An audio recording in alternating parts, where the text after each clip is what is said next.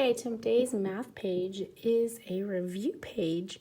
So I'm going to go ahead and do one in each of the sections just so that you remember. So it says to complete. Remember, these are called equivalent fractions. And so you're looking at it going, how do I get from 8 to 24? So hopefully you said to multiply times 3. Now if I multiply the bottom by 3, I need to multiply the top by 3, and I'll get the answer 15. Go ahead and do that for the rest of the page. Reduce to lowest terms. That means we need to reduce this using the greatest common factor. So hopefully you know that the greatest common factor would be 2. So if I divide the top by 2, I divide the bottom by 2, and I'll get 2/3. Go ahead and do that for the rest of number 2. Okay, number 3. Change to mixed or whole numbers. This is what kind of fraction, friends? This is an improper fraction. So what do we do with improper fractions? We divide. So I'll say 11 divided by 7, which is 4. Oopsies, 4/7. So my answer is 1 4/7. Go ahead and do the rest of number 3. Okay, number 4. Change to an improper fraction. If you remember, changing improper fraction means our arrows. So you're going to multiply at the bottom and you're going to add at the top. So we're going to say 9 times 3 is 27 plus 2 is 29. So remember, that's going to be our numerator. Our denominator will stay the same. So you should have 29/9. All right, adding and subtracting.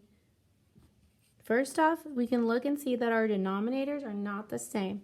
So we need to make a common denominator. And I'm going to tell you that the common denominator here is going to be 24. Okay? Then I have to rewrite all my whole numbers. Next I say 3 times what gets me 24? And we know that that's 8. So what I do on the bottom, I do on the top, and I will get 16. I'm going to erase that though because you can't see my 7. My 7.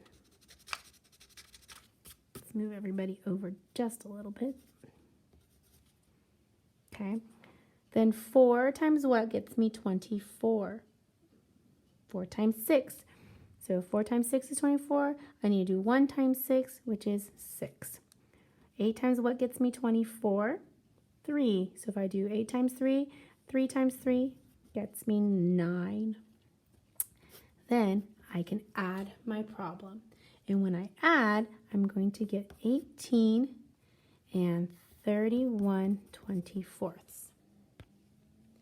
Now look at it. Is there a problem? There is. This is an improper fraction. So I'm going to take my fraction off to the side and I'm going to divide.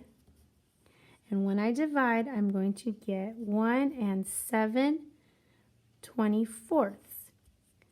You remember, I have to now take this number and add it back in with my 18. So now I'm going to get 19 7/24. Hopefully you remember how to do all of those. I'm going to do letter C for you only because I know that we haven't done these in a while. So I cannot subtract a fraction from a whole number. So I need to borrow from my whole number and turn it 9/9. Turn it into 9. Then I take that 1 I took away and turn it into 9/9. Do you remember that? Now I can subtract, and there's my answer. On the next one, you're going to see you might need to borrow, but when you borrow, don't forget to add it in. Okay, multiplying fractions. I'm not going to do all of these for you. I'm just going to explain them. Remember, check to see if you can do a cancellation. Remember how you cancel going across, and then all you do is multiply, multiply. And then don't forget to check if you can reduce. On E, look, it's a whole number. How do I change a whole number into a fraction? Remember, you're going to put it over 1. So if you see any others like that, make sure you put it over 1. If you have a mixed number, make sure that you change your mixed number into an improper fraction.